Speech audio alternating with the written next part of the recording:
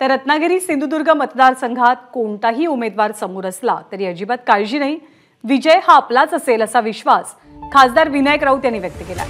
यावेळी त्यांनी भाजपचे नेते नारायण राणेंना टोलाही लगावला। त्यांच्याशी संवाद साधला आमच्या प्रतिनिधींनी, आपण पाहूया। खासदार विनायक राऊत माझ्यासोबत आहेत।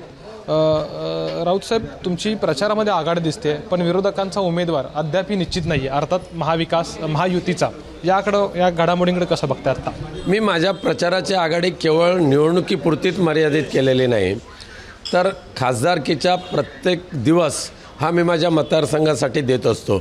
महिन्यातले किमान 20 दिवस मतदारसंघासाठी देणं आणि गावागावामध्ये वाड्यावाड्यांमध्ये फिरणं, समस्या जाणून घेणं, त्यावर उपाय शोधणं हे माझा नित्यक्रम सुरुवातीपासून राहिलेला आहे। आव्हान कुणाचं वाटतंय किंवा भाजपचा हा जो दावा या जागेवरचा तो कितपत योग्य आहे असं वाटतंय तुम्हाला? मी तर सांगितलेलं आहे, दोघांनी एकत्रित जरी आमच्यासमोर उभे राहिलात तरीसुद्धा आम्ही जिंकणार म्हणजे जिंकणार, कोणतीही शंका नाही। कारण हा रत्नागिरी आणि सिंधुदुर्ग हा विचारवंतांचा आणि संस्कृतीचं संवर्धन करणारा हा मतदारसंघ आहे।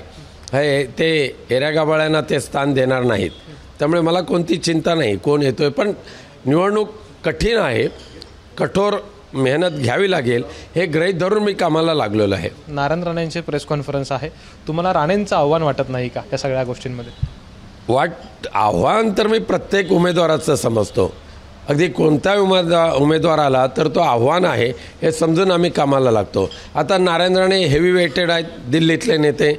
MSCBचं खातं जरी छोटं असलं तर नारायण राणेंचं खातं खूप मोठं आहे, बघूया काय दिवे लावतात ते।